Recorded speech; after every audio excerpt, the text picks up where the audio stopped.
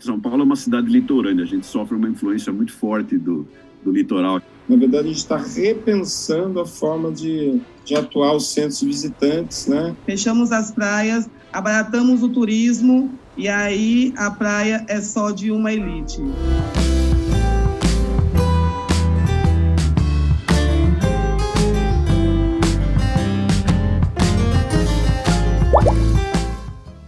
Bom, bem-vindos à websérie O Futuro dos Oceanos 2020, uma iniciativa da Scientific American Brasil e da Cátedra Unesco para a Sustentabilidade dos Oceanos, ligado ao Instituto Oceanográfico e ao Instituto de Estudos Avançados da Universidade de São Paulo. A websérie O Futuro dos Oceanos promove diálogos sobre temas atuais e importantes para a sustentabilidade do oceano, com o objetivo de compartilhar com a sociedade desafios e oportunidades para seu futuro. Os diálogos consideram a visão de pesquisadores, lideranças comunitárias, profissionais, esportistas, educadores, dentre outras pessoas com diferentes relações com o mar. Será uma série de 12 episódios, todos disponíveis online nos canais da Cátedra e da Scientific American Brasil. Neste primeiro episódio, vamos abordar o tema pandemia. Onde estão os humanos? As restrições à circulação das pessoas em função da Covid-19 criaram uma situação singular para os oceanos, jamais vista pelas gerações atuais. Praias e regiões costeiras completamente desertas. É possível falar em impacto da Covid nessas regiões? Existem alterações visíveis? Que ensinamentos podemos extrair para o futuro? Para discutir esse tema intrigante, temos o prazer de ter como convidados Nuala Costa, Hugo Galo Neto e Marcos Bucheriti.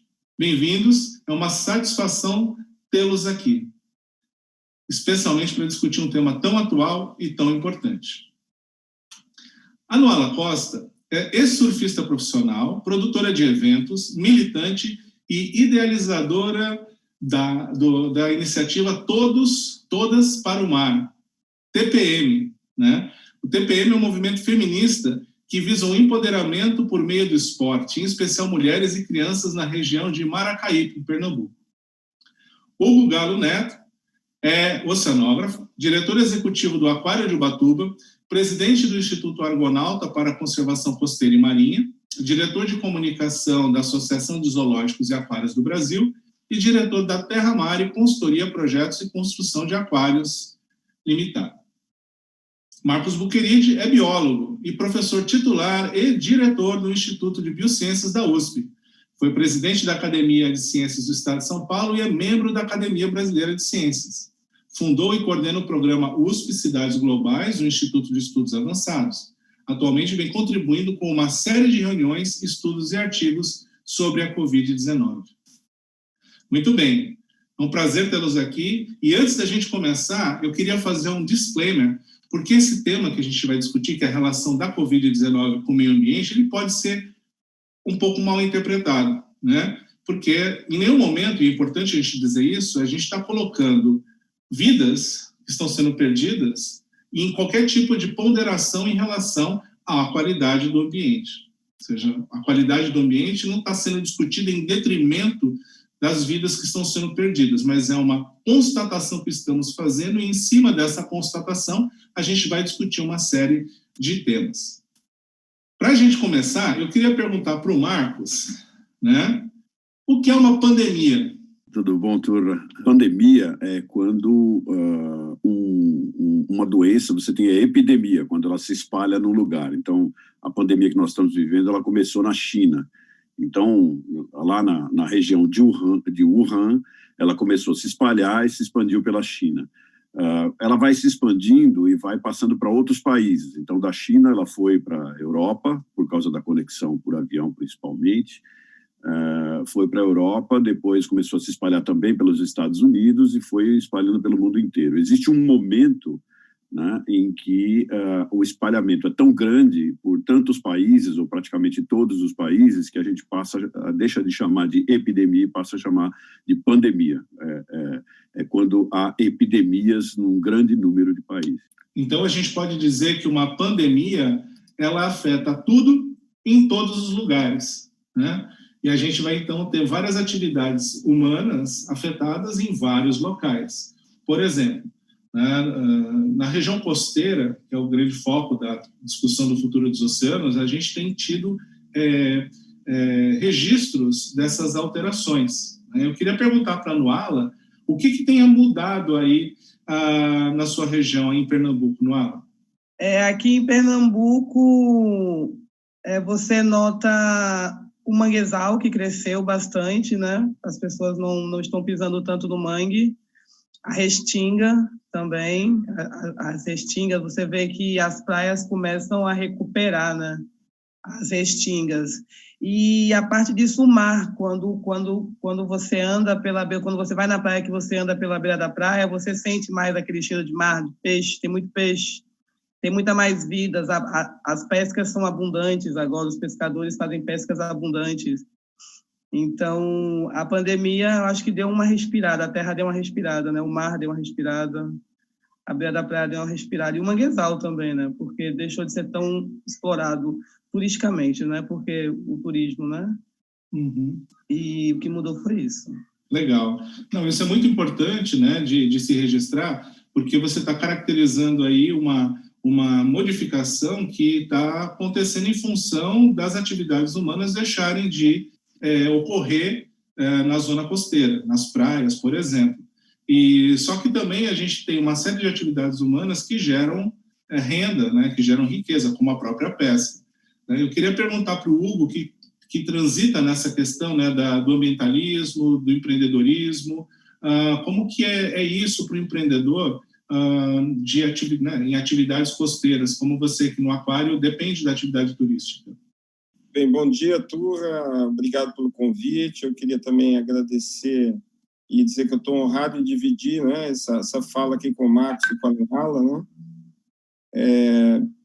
Bem, eu acho que a pandemia, né, como bem explicou o Marcos, ela tem impactos positivos e negativos, né? Sociais, econômicos e ambientais. Então, na nossa região aqui, como a Nuala explicou, a gente teve uma drástica diminuição, não é diferente lá de onde ela está, a gente teve uma drástica diminuição da população flutuante, né, que são os turistas, e com isso a gente teve também, no caso, por exemplo, do aquário, como empreendedor, o fechamento, nós estamos há 4 meses sem atividade, né, do ponto de vista de visitação, que é a nossa principal receita. Outras entidades aqui, como o Projeto Tamar, que também dependem da visitação, também estão parados, tiveram cortes na equipe. A gente está fazendo aquela lição de casa, né? Quando você está no mar e vem uma tempestade, você vai, recolhe as velas, amarra bem as coisas e se prepara para o que vai vir. De fato, essa adaptação também está trazendo muita reflexão do ponto de vista, quando eu falo do ponto de vista empresarial, né? De custos que não eram prioritários, de coisas que a gente poderia estar cortando. Na verdade, a gente está repensando a forma de atuar os centros de visitantes, né? Coisa que sem a pandemia talvez a gente nunca tivesse avaliado. Por outro lado, do ponto de vista ambiental na região, a gente nota, assim como ela notou lá, um ganho, né? A gente vê os animais mais próximos, menos inibidos, não há embarcações de turismo, né? O tráfego marítimo diminuiu, a poluição nas praias por lixo, resíduo sólido diminuiu, saneamento, a questão do saneamento também, menos esgoto. Então, tudo isso é benéfico do ponto de vista ambiental.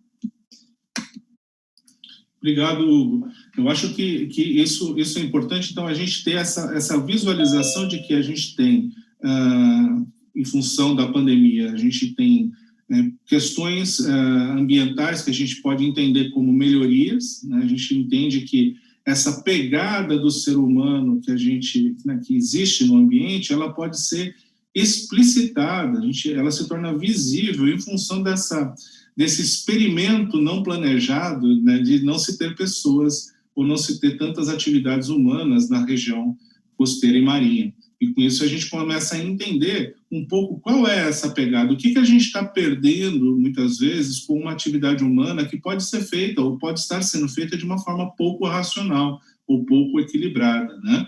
E com isso a gente pode pensar formas de fazer essas mesmas atividades de outras maneiras, como, por exemplo, a própria pesca, né, ou outras atividades importantes.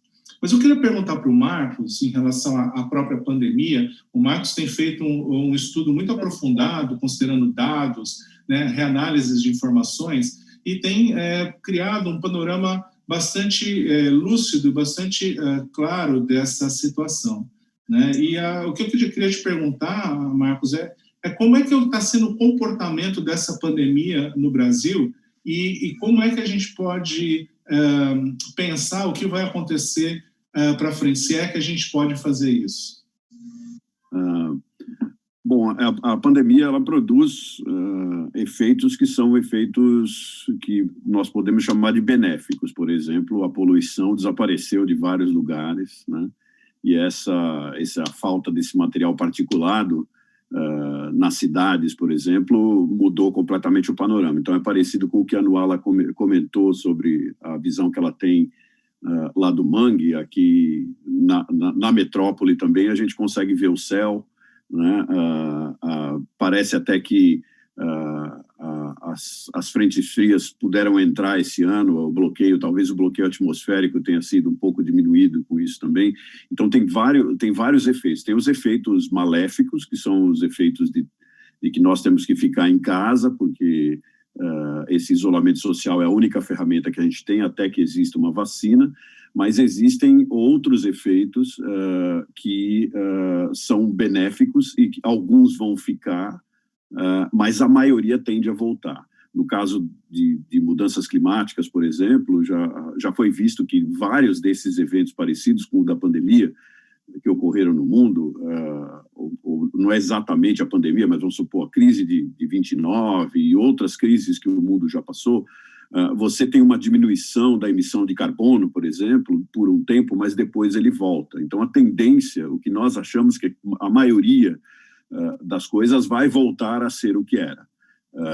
Algumas coisas podem ficar. Por exemplo, isso que nós estamos fazendo aqui, de usar o meio digital para se comunicar. Isso é um ganho que provavelmente nós vamos ter, e um ganho econômico também, porque não deslocar também vai facilitar em termos da gente não gastar tanto dinheiro para viagens. Mas a maioria, eu acredito que assim que a vacina for possível, gradativamente a gente retorne ao normal comum. O novo normal vai ter algumas coisas diferentes. Agora, na mente das pessoas, fica a marca, assim como ficou na crise hídrica que nós tivemos aqui em São Paulo. Até hoje eu ainda coloco um balde para coletar a água do chuveiro antes que a água esquente. Então, alguns comportamentos, eles ficam marcados, e isso pode ser positivo. Agora, a mudança comportamental e a mudança cultural, ela é muito difícil com os seres humanos. A gente já viu isso em outros países, né? Os franceses sentados nos cafés, sem as máscaras, aquele monte de gente na praia na Inglaterra, que é uma coisa incomum, né? A praia inglesa parecia aqui o Guarujá, né? Então, essas coisas indicam que realmente é capaz até da gente ter um pico de retorno ao normal para as pessoas poderem curtir o seu normal novamente. É muito interessante você falar isso, porque a gente estava discutindo essa temática do novo normal esses dias, bem nessa linha do que você está falando, e, na verdade, eu que gosto de fazer brincadeiras com as palavras, né? Na verdade, eu acho que, na verdade, a gente não vai ter um novo normal. Talvez a gente tenha o mesmo anormal que a gente já tinha, em que a gente visualiza algumas assimetrias, né? Oi? Um pouco mais consciente. Um pouco mais consciente. Talvez um pouco mais consciente de que esse normal não é bom. Pois é, né? E eu acho que tem vários temas importantes, e a Covid-19, ela evidencia isso claramente, que é a questão da assimetria do seu efeito, né? Ela tem um efeito muito assimétrico, carregado de aspectos sociais, né? E isso a gente vê muito claramente, não só na questão social, mas na questão ambiental.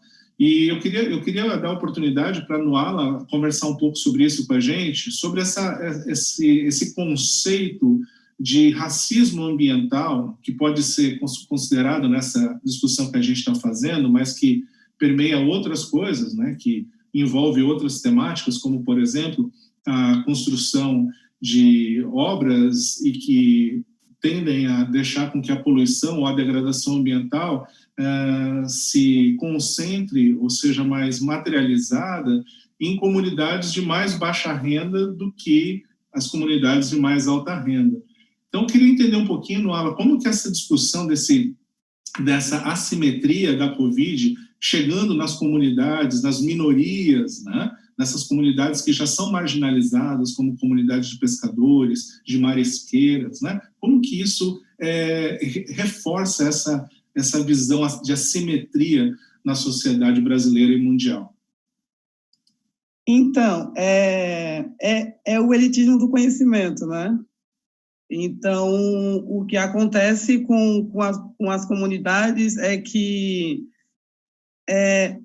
primeiro, falta um pouco a educação ambiental, né? Então, é meio que o que acontece muitas vezes nas comunidades pequenas, quando agora no momento de pandemia, onde as pessoas estão em casa e que se deve proteger a praia e se deve proteger o mangue. Então, mas nesse momento por trás existem obras que são feitas porque está perto da comunidade, e a comunidade não são pessoas que reclamam, né?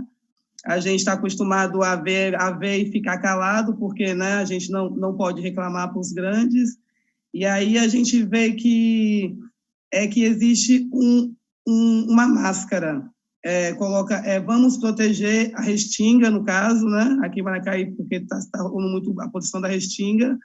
Vamos proteger a restinga, vamos proteger o mangue, mas vamos fazer isso levantando muros, impedindo a comunidade do passo. Vamos fazer isso colocando cercas.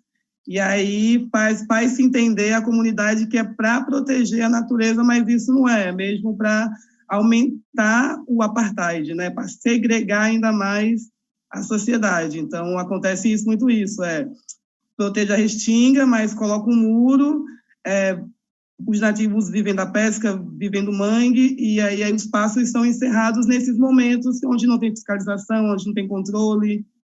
Então, é uma enganação, né? É uma enganação. Eu vejo que isso é um assunto bastante sensível e importante, porque é mais uma situação que leva uma pressão adicional a um setor da sociedade que já vem sendo bastante impactado, já vem recebendo, né, assim, vivendo dificuldades em função da própria degradação ambiental, da falta de pescado, a falta de acesso ao mar, muitas vezes, porque as populações que nasciam, né, e que viviam perto do mar, elas foram deslocadas para regiões mais distantes. Então, é possível a gente entender a pandemia, essa pandemia, como um agravador, né, um fenômeno que agrava as diferenças sociais no país? Sim, e isso é muito visível, né? Porque a história de que o confinamento, ficar em casa é uma questão de classe, né? Partindo daí, os nativos, eles têm que ficar em casa, mas eles têm que se alimentar, né? Então, eles vêm do mangue, da pesca, mas muitas vezes, agora, nesse momento, o acesso ao mangue é fechado, o acesso às praias é fechado, e aí as pessoas, né, pertencentes à praia se sentem não pertencentes e separa muito mais, porque enquanto disse que tem que ficar em casa, que tem que manter os nativos em casa, isso abarata o turismo, né? Abarata o turismo. Então, tipo, mantém os nativos em casa, as comunidades em casa, fechamos as praias, abaratamos o turismo, e aí a praia é só de uma elite. Aonde a praia são dos nativos, deveria ser dos nativos. Muito bem, e com isso, né, resgatando um pouco o que a gente estava falando antes, né, com a Nuala e com o Hugo, a questão de ver menos a pegada humana, a poluição no mar, né, em função da pandemia, a gente tem aí um relato muito claro da Nuala mostrando que a gente tem um aspecto negativo na subsistência das pessoas e mesmo nas próprias atividades humanas que são essenciais para a vida dessas pessoas, né, dos pescadores que precisavam também estar incluídos nas políticas de amparo social que estão sendo discutidas aqui no Brasil, né? E infelizmente eles ainda não foram incluídos dentre os beneficiários do auxílio emergencial, que é um grande problema, né? Mas é interessante pensar isso porque, por outro lado, né, e eu sei que existe hoje um conflito, né, e uma preocupação em relação ao trânsito das pessoas das grandes áreas urbanizadas para as regiões costeiras, né, ou para as regiões mais distantes, na costa, com o intuito de passar a pandemia num local mais agradável, né, que assim, é um aspecto elitista da questão. E no litoral norte de São Paulo, acho que o Hugo vivenciou isso muito bem, né, o litoral norte de São Paulo teve vários movimentos que levaram a uma certa animosidade entre os locais, os moradores e os turistas, né? Você conta um pouco para a gente isso? Como que foi esse movimento aí? Em São Sebastião foi bastante forte isso, né? Ubatuba também, eu tenho alguns relatos. Como que foi isso? Ilhabela, inclusive, fechou a entrada, né? Eu acho que é um direito das comunidades nativas, locais, tentarem preservar a sua saúde, uma vez que a gente sabe que a região do litoral, em geral, do litoral brasileiro, ela é muito carente do ponto de vista de infraestrutura básica de saneamento, de sistema viário, de saúde, de educação, né? O litoral norte até hoje não tem uma universidade pública presente, a gente está muito aquém dos índices saudáveis de saneamento básico, né? Ubatuba deve estar perto de 20%, as cidades aqui falam muito em investimento, anunciaram agora investimentos milionários, mas a gente não tem notícia de saneamento básico. Hospital, tem agora um hospital regional, mas até o ano passado a gente tinha as poucas santas casas que mal dão conta dos problemas de saúde aqui, né? O Ubatuba não tinha UTI até poucos dias atrás. Então, eu vejo que é um direito dessas populações, sim, terem brigado no início para defender o seu território, vamos dizer assim, né? Porque, ao defender o território, elas estavam protegendo a sua própria saúde, a sua própria sobrevivência. Infelizmente, a gente não está vendo isso na prática. É muito... eu diria curioso, para não dizer trágico, observar que enquanto o governo ainda decide se vai ajudar os pescadores ou decide se vai ajudar os empresários, né? Porque esse dinheiro que anunciam que chegou aos empresários não chegou, a gente já está vendo os índices de mortalidade diminuírem, né? Hoje tinha uma notícia no Estadão, na Veja, dizendo que caiu para 500 pessoas, o que seria praticamente a metade da semana passada, a mortalidade acho que no domingo, na sexta-feira. Quer dizer, a gente já está vendo a epidemia pelo menos estabilizar ou até começar a apontar que pode estar diminuindo, e as medidas governamentais, seja do governo federal e de outras instâncias, elas não vieram na velocidade que a sociedade precisava. E muito menos as comunidades carentes, né? Porque os empresários também, sem dinheiro, vão ter que demitir, as pessoas vão ficar sem emprego, e é uma bola de neve. Então, também considero, Turra, que essa pressão sobre o litoral, da segunda residência,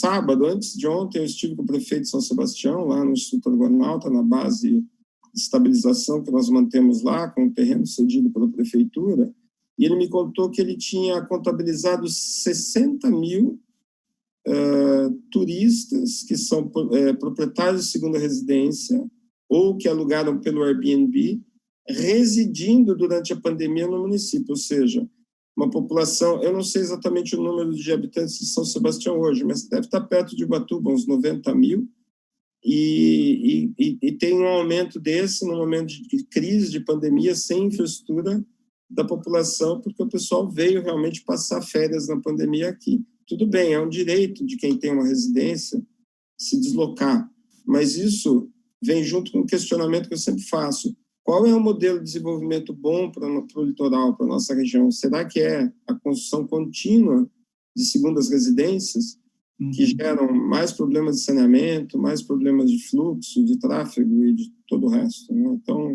fica aí minha observação. Tá? Pois é, porque aí você permite uma transição desse enredo que a gente está fazendo aqui para um aspecto negativo, ou vários outros aspectos negativos da própria pandemia, né? É claro que a gente pode fazer uma lista muito grande de possíveis melhoras ambientais que a gente está vendo, como, por exemplo, a redução do ruído dentro da água, né, por conta da diminuição do tráfego de embarcações, entre outras várias coisas. Mas uma coisa importante que a gente está destacando aqui, Marcos, é a questão, olha só, isso saiu essa semana no The Economist, foi repercutido aqui no Brasil e está sendo falado mundialmente. É um fenômeno, né, que o Hugo e provavelmente a Nuala estão bem familiarizados, que é o problema do lixo no mar, né, por diferentes razões, né, o convívio com o surf e o estudo do próprio lixo no mar, como o Hugo.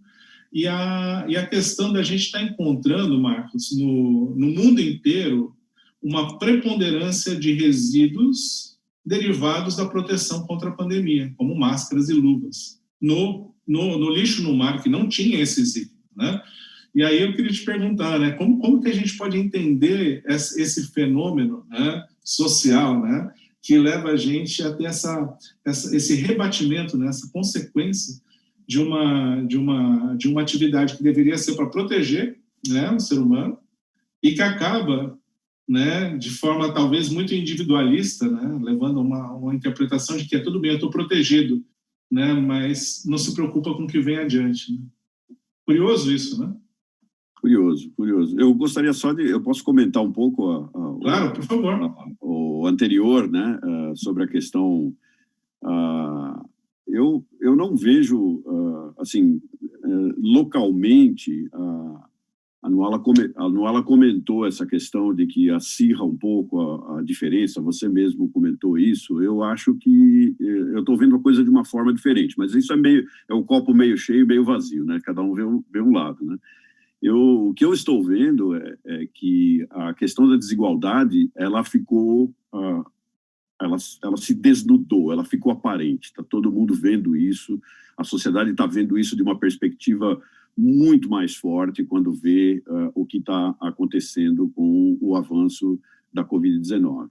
E isso culmina com essa nova lei que foi votada na semana passada, né, que é a lei do saneamento. Isso tem um potencial, está sendo pedido há muito tempo, isso tem um potencial de mudar muita coisa.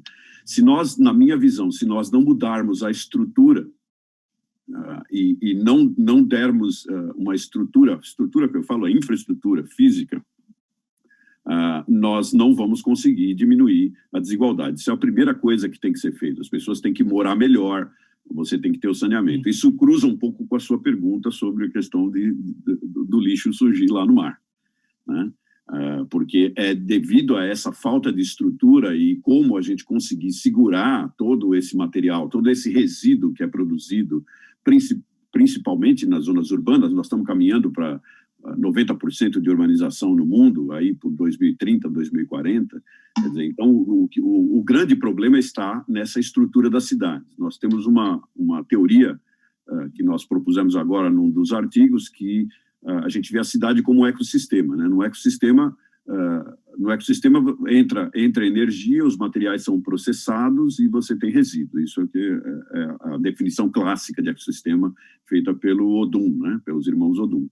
Então, a gente vê a cidade da mesma forma, quer dizer, entra energia, entra água, entram materiais e saem resíduos. Então, o resíduo que você vê lá no fim da linha é o resíduo que é mais usado e que mais faz parte do processamento que está acontecendo. Então, eu acho assim, que é natural que a gente veja mais esse tipo de resíduo. volto agora, então, à questão da estrutura e da infraestrutura. O que nós precisamos trabalhar agora, muito fortemente, é em como destinar esses resíduos. E a palavra-chave para isso, uma palavra que está um pouco gasta, é a sustentabilidade. Quer dizer, se nós não fizermos toda a reciclagem desses materiais, se não entrarmos em cheio na economia circular, seja onde for, a gente não vai conseguir resolver esse problema do lixo no mar. Isso eu estou falando em nível de mundo, mas a gente tem que fazer a nossa parte aqui. Eu estou conversando atualmente com várias comunidades aqui em São Paulo, as comunidades da cidade de São Paulo. Então, nós estamos conversando com os líderes de comunidade. E é absolutamente incrível a situação em que estão surgindo líderes, é uma espécie de um governo dentro do governo, né? Eles são líderes que administram. Você pega Paraisópolis, por exemplo, que todos os líderes dizem que Paraisópolis é a mais madura de todas. A liderança durante a pandemia foi, eu diria, espetacular, né? E a palavra-chave de todos os que eu conversei até agora, existe uma palavra-chave que chama-se resíduos. Então, se você transferir esse elemento, que nós estamos aqui, eu digo que São Paulo é uma cidade litorânea, a gente sofre uma influência muito forte do litoral aqui, porque nós estamos numa altitude, então a gente sente o mar aqui, a brisa marinha. As pessoas não têm muita ideia disso, mas nós somos uma cidade meio que à beira-mar, nós somos muito próximos ao mar. Mas se a gente pegar a situação que nós temos aqui, né, e transpusermos essa situação para a parte do litoral, os problemas provavelmente vão ser os mesmos, talvez com um grau de desenvolvimento menor e precisa de mais ação ainda. Agora, você ter a segunda casa, etc., a gente tem que olhar isso também de duas formas. As pessoas pagam IPTU, essas pessoas que têm a segunda casa pagam IPTU, e se as 60 mil estão lá, eles estão comprando lá, eles estão deixando o dinheiro lá, né? E isso tem todo um elemento econômico ali que é importante para a cidade, né? Muita gente realmente se mudou e estava vivendo, e viver é diferente de turismo. Se for Airbnb, etc. e tal, eu acho difícil que alguém tenha feito turismo nesse momento, porque você não pode nem mesmo ir para a praia, né? Mas todos esses elementos são esperados dentro, e não é só no litoral, não. No interior eu vi a mesma coisa, pessoas que têm a segunda casa no interior também morando lá por 3 meses, né? Então a gente tem que enxergar tudo de um ponto de vista sistêmico, né, das entradas, etc.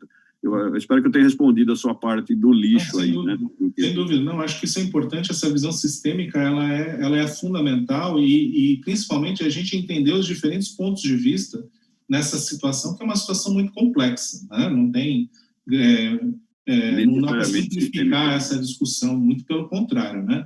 E é por isso que eu vejo, por exemplo, eu queria ouvir um pouco da Nuala sobre o movimento Todas para o Mar, resgatando um pouco isso que o Marcos falou, de Paraisópolis e das comunidades e da organização social, né, que é um trabalho que eu vejo aqui, Nuala, que vocês fazem lá em Maracaípe e que faz com que você tenha essa busca pelo empoderamento, né, de várias formas. Esse movimento, ele foi fortalecido durante a pandemia. Como que vocês se organizaram frente a essa nova situação para lidar com as dificuldades? Relata um pouco para a gente aí. Então, primeiro eu queria continuar um pouco do que o professor falou sobre as máscaras e isso. Aqui em Maracaípe, o que a gente fez foi parceria com instituições e costureiras para fazerem máscaras de pano, para que a comunidade não use essas máscaras descartáveis.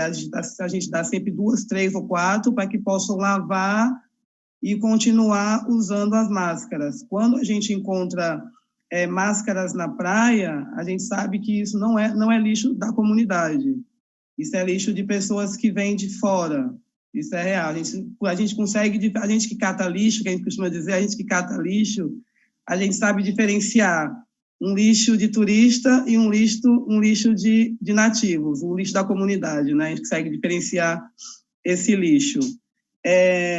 O turismo, a parte do turismo, rola um incômodo aqui com a gente, sim, porque a comunidade é muito pequena, né? A gente todo município, acho que tem 10 respiradores, por caso de precisar. Então, tipo, um município com 100 mil pessoas tem 10 respiradores.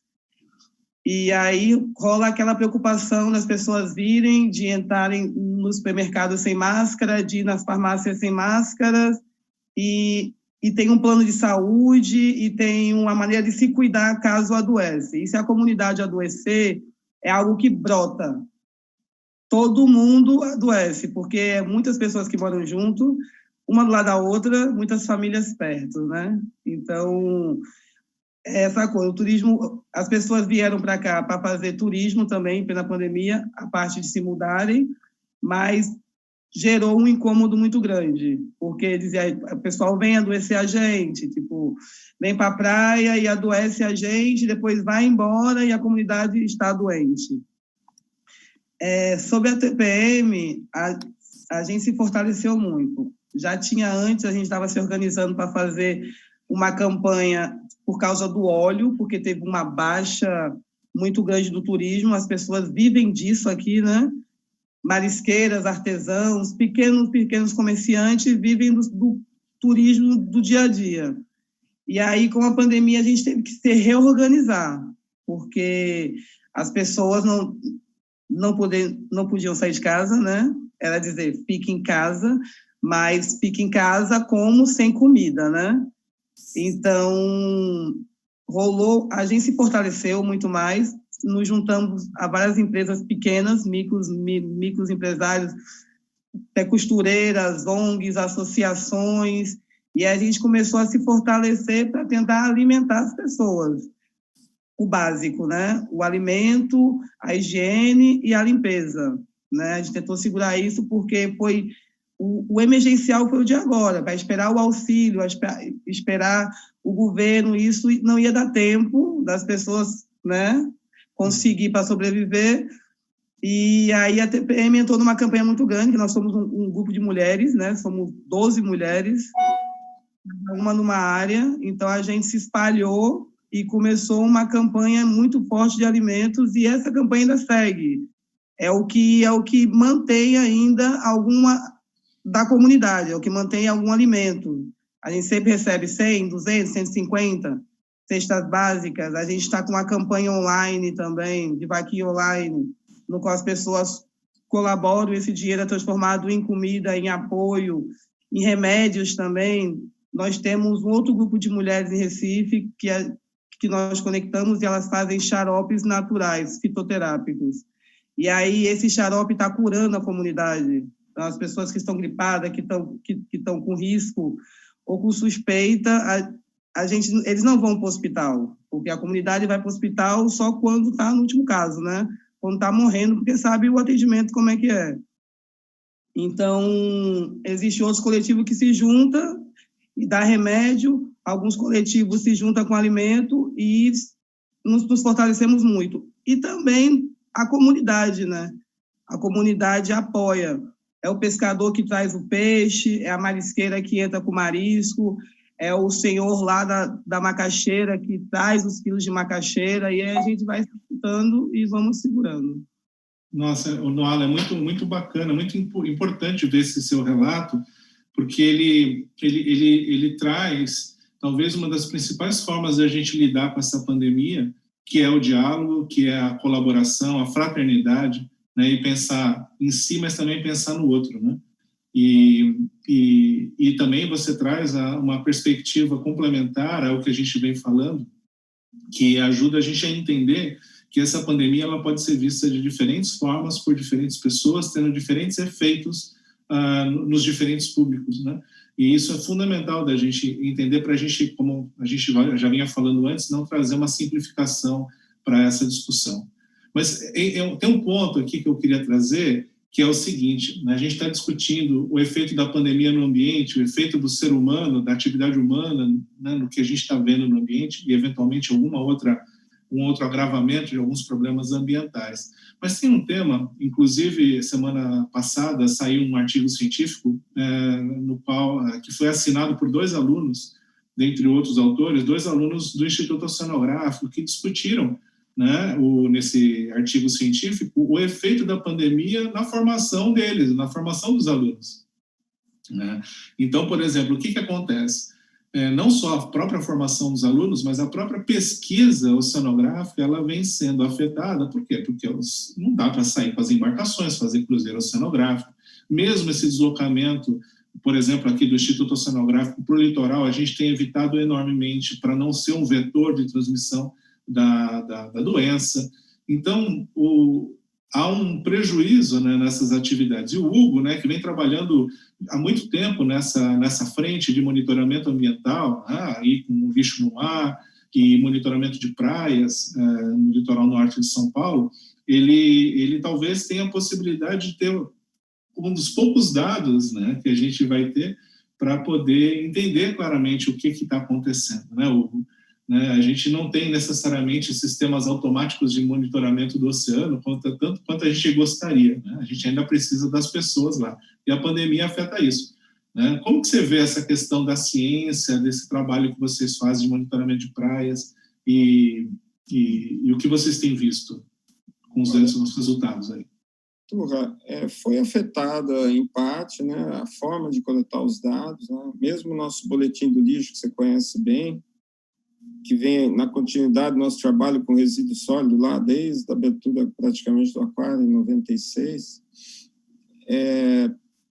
a gente fez o quê? A gente passou a não querer que a nossa equipe que está em campo, protegida e fazendo o trabalho diário, que não mudou, do PMP, a gente pediu que eles não tivessem contato com o lixo, justamente pelo risco à saúde das nossas equipes.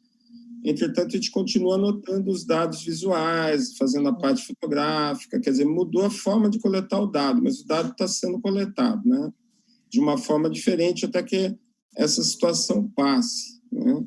Eu enxergo que, de uma forma geral, para o trabalho do Instituto Argonauta, não houve uma mudança tão significativa. Houve também um reescalonamento das equipes, a gente reduziu o número de pessoas ao mesmo tempo no centro de reabilitação, embora nós estamos, nesse momento, com o maior registro de pinguins, né? O CETAS está cheio de pinguins na reabilitação, já recebemos em 5 dias mais de 200 ocorrências.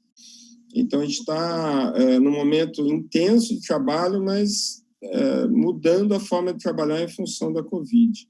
Eu queria aproveitar aqui e voltar um pouco no tema, né? Como o Marcos falou a respeito da ecologia de sistemas, a poluição ela é tida como um excesso de energia no sistema, né? Poluição, do ponto de vista da ecologia de sistemas, é entendida como um mau uso, um excesso de energia que foi gerado e que não está entrando naquela cadeia. Ou se está entrando, está causando prejuízo. Então, a gente tem, no litoral norte, e eu acho muito importante observar isso, a gente tem uma população fixa de 90 mil habitantes que chega, no caso de Ubatuba, que chega a 500 mil no verão, simultaneamente. Essa população que vem no verão, ela traz um excesso de energia, ela traz excesso de lixo, excesso de esgoto, e o sistema aqui ele não está preparado para absorver. Por isso, viu, Marcos, eu coloco como fundamental a discussão desse modelo de desenvolvimento do litoral, porque a gente já viu que isso deu errado na Praia Grande, deu errado em Santos, deu errado no Guarujá, e isso está se transportando para cá, porque é uma tendência natural. Todo mundo vem para cá pela qualidade ambiental. As pessoas gostam de frequentar o litoral norte pela beleza das suas praias, pela limpeza das suas águas. E a partir do momento que a gente está perdendo isso em função desse modelo de desenvolvimento, a gente está colocando esse patrimônio ambiental, a nossa galinha dos ovos de ouro, como eu costumo falar, em risco. Então, eu volto sempre nesse assunto porque está cada vez mais evidente. Hoje nós temos aqui na região de Ubatuba somente 150 projetos de prédio em desenvolvimento. Será que é isso que é o bom para o desenvolvimento do litoral? Essa é uma discussão. O governo duplica as estradas, né? Duplicou a Serra, duplicou a Tamoios. Na sexta-feira eu fiz uma live onde esteve presente o secretário estadual de turismo do Rio de Janeiro, e ele nos colocou que vai ser iniciada a duplicação da Rio Santos do Rio de Janeiro até Ubatuba a partir de janeiro de 2021. Então, a gente está criando mais vias de acesso para trazer mais gente, mas a gente não tem a infraestrutura necessária para absorver essa carga. E a cada ano a gente tem praias, mais praias impróprias, né? Ubatuba tem 106, ano passado ela já chegou, acho que a 15 praias impróprias. O litoral norte, em geral, está tendo esse problema, e a gente precisa rediscutir esse modelo, na verdade. Eu acho que esse momento da pandemia é um momento que trouxe, assim, essa reflexão bateu na nossa cara, porque a gente viu como o ambiente fica na hora que essa pressão diminui. Então, desculpe eu voltar nesse assunto, mas é porque eu acho que a gente tem que começar a repensar esse modelo, realmente, de desenvolvimento do litoral, que não é só do litoral norte de São Paulo, isso acontece em Santa Catarina, acontece no Nordeste também, né? A gente precisa falar de turismo sustentável, e aí vem essa palavra tão difícil que o Marcos disse que está até um pouco usada, né? Muito usada, mas que a gente precisa reeditar de uma forma verdadeira, eu acho. Porque senão a gente perde esse patrimônio que faz com que a região sobreviva, né, de fato. Isso é muito importante, Hugo, porque da sua fala, que resgata um elemento muito forte da fala da Nuala, faz a gente se remeter a um elemento central de toda essa discussão, que é a questão política. Não a político-partidária, mas a questão política, a questão de planejamento, a questão do controle das ameaças ou da própria poluição, né, de como pensar o desenvolvimento de uma forma mais equilibrada, mais sustentada ou sustentável. Nesse sentido, eu vejo que, tanto do ponto de vista das comunidades locais que estão se empoderando e estão buscando diálogo nos fóruns locais e, muitas vezes, com uma certa inserção importante nos fóruns nacionais, assim como o aspecto dos empreendedores, né, o aspecto da academia, que é representada pelo Marcos, a gente precisa ter essa aproximação entre todos esses atores para que a gente consiga ter uma visão mais ampla dessa situação e poder, então, auxiliar e talvez forjar caminhos, né, estruturar caminhos para que a gente possa ter um desenvolvimento um pouco mais sensato e equilibrado nessas regiões. A gente, infelizmente, está chegando no final, mas eu queria pedir para que vocês, com base nessa discussão que a gente fez e que eu acredito que tenha sido rica, não só para quem está nos ouvindo, mas para quem... para vocês que participaram, obviamente, né, uma vez que a ideia é que a gente tenha complementações dessas visões, eu queria pedir para que vocês, de uma forma muito, muito breve, dessem uma mensagem para o futuro dos oceanos, ponderando sobre essa nossa discussão. Marcos. Um comentário, se você me permite, só um comentário rápido dessa questão da política que você falou. Eu acho que, primeiro, eu gostaria de dizer que os oceanos, eles foram abandonados, eu já escrevi artigos sobre isso, né? Os oceanos são abandonados em relação às áreas terrestres. Se a gente pensa em pesquisa, trabalhamos com o Turra nisso, inclusive, apontando isso, né? Quer dizer, então, os oceanos precisam ser mais estudados, porque sem estudar, você não consegue resolver problemas. Então, a nossa teoria, você levantou a questão da política, né? Eu vejo essa questão da política como um triângulo, né? Num vértice do triângulo, nós temos os cientistas e as pessoas que produzem soluções, né? Que o Hugo agora clamou aí por uma solução.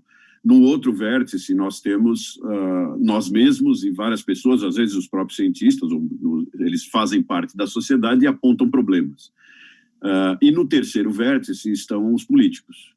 E dentro do triângulo existe o que nós chamamos de sopa primordial. Flutuam ali soluções e problemas.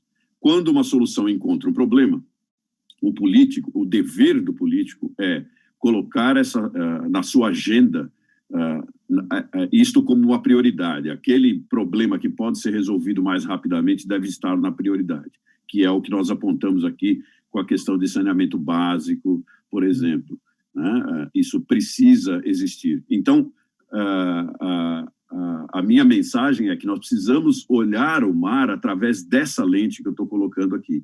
Nós precisamos ter políticas públicas para o mar, para as zonas costeiras, né? No caso do que o Hugo colocou, está muito claro que se nós não olharmos sistemicamente e não resolvermos o problema de como lidar com o lixo e termos saneamento, não adianta mandar aquele monte de gente para lá, porque nós vamos destruir o ambiente e destruir o ambiente que é das pessoas que vivem lá, mas das pessoas que também querem viajar para lá. Então, eu acho que política pública é uma palavra-chave para isso e os políticos bons têm que ser escolhidos. Nós estamos nesse momento agora. A gente tem que olhar para os políticos que constroem as melhores agendas. Obrigado, Marcos. Nuala, qual a sua mensagem para o futuro dos oceanos? Então, o social e o ambiental têm que andar juntos. Então, eu acredito que o ambientalismo sem o social ele não vale de nada. Então, precisa ter essa conexão. É necessário que o ambientalismo se conecte com o social e que a comunidade universitária traga informação para a comunidade, né? Porque é aquilo que eu falei no começo, o elitismo do conhecimento. Então, a gente tem que sair das universidades, botar em prática o que foi estudado e passar para quem mais precisa, né? Para quem não tem oportunidade de ensino e de estudo. Então, acho que precisa de uma conexão. Muito bom, Nuala. Hugo, qual que é a sua mensagem final? Eu acho que, ouvindo, né, o Marcos e a Nuala, né, esse tripé da sustentabilidade, né, que é o ambiental, o social e o econômico, eu poria um quarto pé aí, que é o político, como o Marcos bem colocou, né, porque a gente tem que ter sustentabilidade política, né, a gente cansa de ver maus políticos terminando bons projetos porque são do político anterior. A gente tem que ter continuidade nas políticas, tem que ter planejamento. E esse triângulo, essa pirâmide que ele falou, onde se integram academia e terceiro setor e sociedade e os gestores, os governos, né, ele tem que ser equilibrado, né? E, infelizmente, o que a gente assiste no dia a dia, por má política, é um desequilíbrio nessa balança.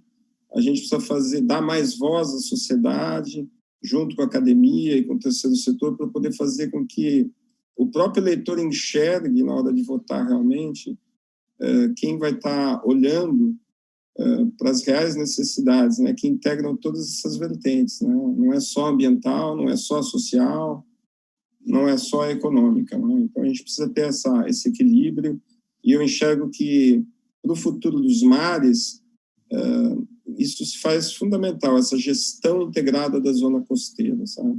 Isso é uma coisa que precisa ser cada vez melhor trabalhada, e eu vejo no Turra aí um exemplo da academia que vai à sociedade. Eu canso de ver o Turra com os alunos nos visitando, conhecendo a realidade do litoral, mostrando para os alunos um pouco da prática, né? E isso eu até gostaria aqui de público de parabenizar, Turra, pela sua atuação como cientista, mas também como uma pessoa preocupada com a sociedade. Obrigado. Eu acho que esse é um ponto importante, né, da gente buscar essa conexão que a Nuala mencionou, de aproximar a ciência da sociedade, a ciência da tomada de decisão, e eu vejo que o Instituto de Estudos Avançados ele vem buscando isso cada vez mais, a Universidade de São Paulo, e eu acho que a gente tem que buscar isso com parceiros, por exemplo, como você, que sempre abriu as portas para a gente poder fazer esses diálogos no litoral, especialmente nas oportunidades em que a gente esteve lá. E eu vejo assim que nesse fechamento, infelizmente, a gente está chegando ao fim, talvez, né, não dê para a gente cuidar dos oceanos ou pensar no futuro dos oceanos desvinculado do futuro da sociedade, né? Como vocês bem colocaram. Ele é um reflexo disso. A gente tem que cuidar bem da gente, a gente tem que cuidar bem uns dos outros. A pandemia está ensinando um pouco para a gente que muitas vezes a gente se preocupa mais em cuidar da gente do que cuidar dos outros, politicamente falando e de forma sistêmica. Então, acho que essa é uma grande superação que a gente tem que ter.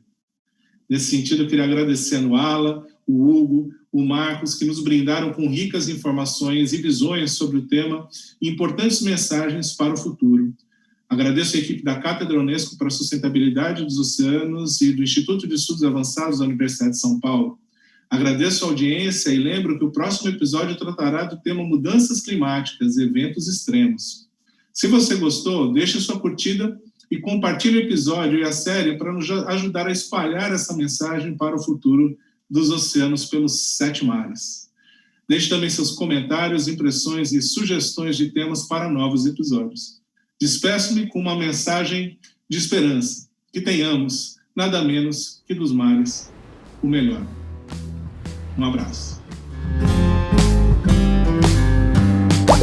40% da costa brasileira está num processo de erosão. Vocês imaginam, na vertical, as praias do Rio de Janeiro com o nível do mar 1 metro acima do atual. Então nós tivemos, sem dúvida, 100 nós vivendo. Isso é um evento extremo.